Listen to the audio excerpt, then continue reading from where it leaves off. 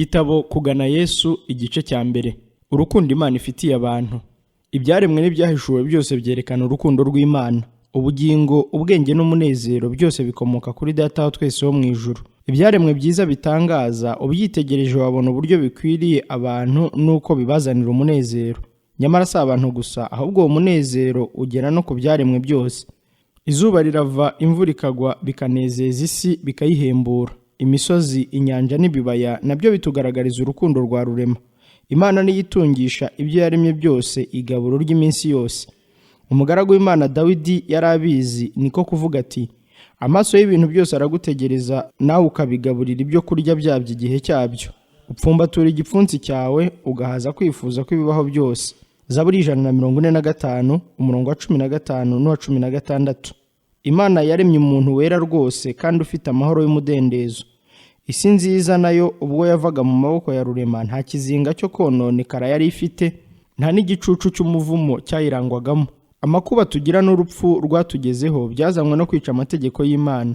Nyamara nubwo ibyaha byatuzaniye imibabaro, urukundo rw'Imana ruramenyekana. Byanditswe muri Bibiliya yuko Imana yavumye ubutaka kubw'umuntu. Itangiriro igice cya 3 umurongo wa 17. Amaho n'ibitovu, umuruho n'ibyago bitera abantu agahinda n'ishavu byagenewe kubagirira akamaro no kubigisha inama Imana ibafitiye yo kuzabasayura no kubakura mu buhamya no guhenebera byazanywe n'ibyaha. Nubwo isi yazikamye mu byaha, ntirimo ishavu n'ubuhanya gusa, ahubwo aho tujya hose tuhabona ibituzanira ihumure n'umunezero, ndetse no ku bitovu bihinyurwa hamera uburabyo bwiza bugaragaza ineza y'Imana. Iri jambo ngo Imana ni urukundo ryanditswe ku mugengararo w'ururabyo rwose no ku katsi kose kamera.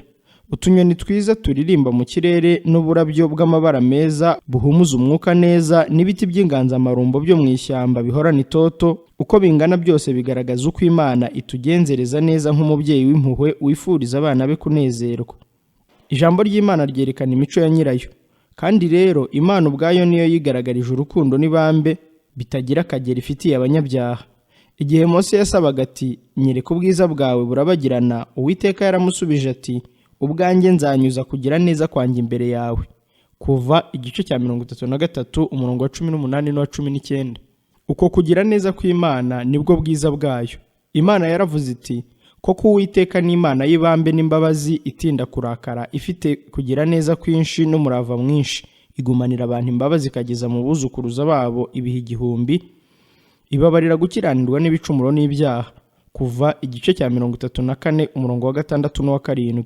Imana yacu igira ubuntu n'imbabazi, itinda kurakara, ifite kugira neza kwinshi. Yona igice cya 4 umurongo wa 20, kuko yishimira kubabarira. Mika igice cya 7 umurongo wa 18. Mu isanzure ry'ijuru no mu isi Imana yahadushyiriye ibimenyetso byinshi by'ineza yayo. Ariko rero nubwo bimeze bityo, umwanzi w'ibyiza yahumye imitima y'abantu kugira ngo barebane Imana ubwoba, ngo igira umwaga kandi yanga kubabarira. Satani atuma abantu batekereza ko ingeso ya mbere y'Imana ari ugucana imanza zitabera igituna, ngo ni umucamanza w'ubukana, ni umwishyuza w'intavumera uzimbuza. Agereranya rurema n'umunyeshyari ugenzurira abantu kubashakaho ibicumuro n'ibyo bafudikamo ngo abone uko yabagirira nabi. Kugira ngo uwo mwijima w'icuraburindi batamururweho, nicyo cyatumye Yesu aza guturana n'abantu ngo abahishurire urukundo rw'Imana ruhebuje. Umwana w'Imana yazanywe mu isi no kwerekana se. Uhereye kera kose ntihari hagira uwabonye Imana. Umwana w'ikinege uri mu gituza cya se niwe wayimenyekanishije. Nta uzi se keretse umwana w'Imana, n'umuntu wese uwo mwana ashatse kumumenyesha. Matayo igice cya 11 umurongo wa 27. Ubwo umwigishwa umwe wa Yesu yamubazaga ati: twereke Data wa twese, yaramusubije ati: nabanye namwe iminsi ingana ityo, kandi ntiwari wamenya Filipo? Umbonye ababonye Data. Niki gitumye uvuga uti twereke Data wa twese? Yohana igice cya 14 umurongo wa 8 n'uwa 9. Yesu yasobanuye icyo yaje gukora mu isi ati: Uwiteka yansize ngo mbwirize abakene ubutumwa bwiza, yantumye kumenyesha imbohe ko zibohorwa n'impumyi ko zihumuka, no kubohora ibisenzegeri. Luka igice cya 4 umurongo wa 18. Uwo ni wo murimo Yesu yaje gukora. Yajyaga hose akora ibyiza, agakiza abo Satani atwaza igitugu. Yesu akiri mu isi hariho ibirorero bitabagamo iminiho ku mpamvu z'uko yari yarabinyuzemo, akavura abarwayi babirimo bose. Gukora kwe n'ingeso ze byagaragazaga ko yari yasizwe n'Imana. Urukundo, imbabazi n'impuhwe nimo ibyo yakoraga byose byakomokaga. Yari afite umutima w'imbabazi wo gukunda abana b'abantu. Yenze kamere y'abantu kugira ngo abone uko abakiza ubukene. Nta mukene cyangwa se umwinazi watinyaga kumwegera. Ndetse n'abana bato bumvaga bamukunze. Bakundaga kumusanga bakicara ku bibero bye. Yesu ntiyigeze aryamira ukuriho ijambo na rimwe. Yari azi uburyo bwo kugenza abantu, akabazirikana, akabitaho. Ntiyigeze atukana, ntabwo yacyahiraga ubusa. Ntabwo yababarizaga ubusa unyurwaho. Ntabwo yazinukwaga intege nke z'abantu. Yajyaga avuga ukuri kandi akakuvugana urukundo iteka. Yeruraga uburyarya no kutizera n'ibibi, ariko yabikoranaga ikiniga. Yaririye Yerusalemu umudugudu yakundaga kuko bari banze kumwakira, kandi ari we nzira, ukuri n'ubugingo. Bari bamwanze ari we Mukiza, ariko yabarebanaga ibambe afite agahinda.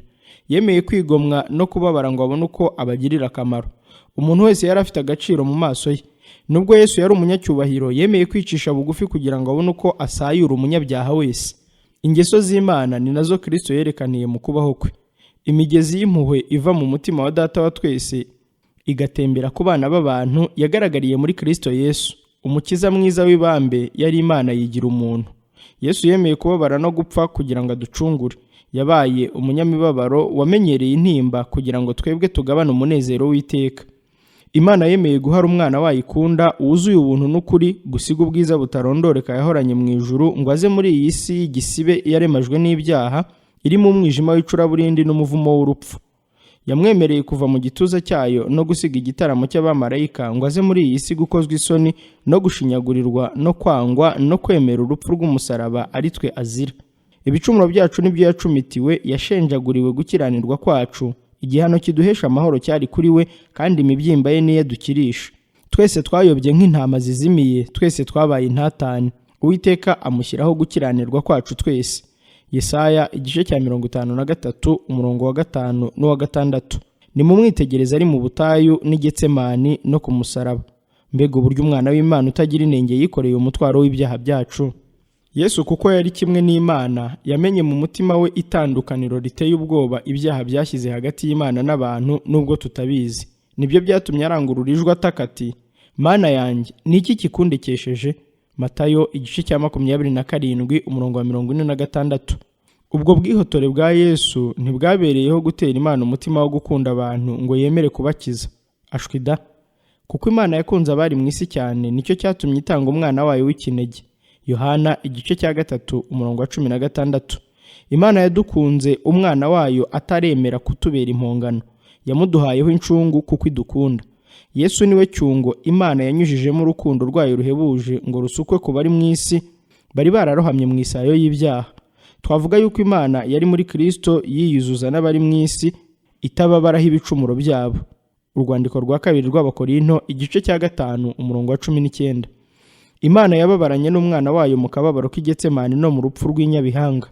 Koko Imana yatanze igiciro gihebuje cy'agakiza kacu. Nta wundi wari kubasha kuducungura rwose keretse umwana w'Imana gusa, kuko ari nta wundi wajyaga kutumenyesha Data wa twese keretse uwo wari mu gituza cye. Uburebure bw'igihagararo n'uburebure bw'ikijyepfo bw'urukundo rw'Imana nta wundi wabashaga kubumenyesha abandi keretse uwari ubuzi.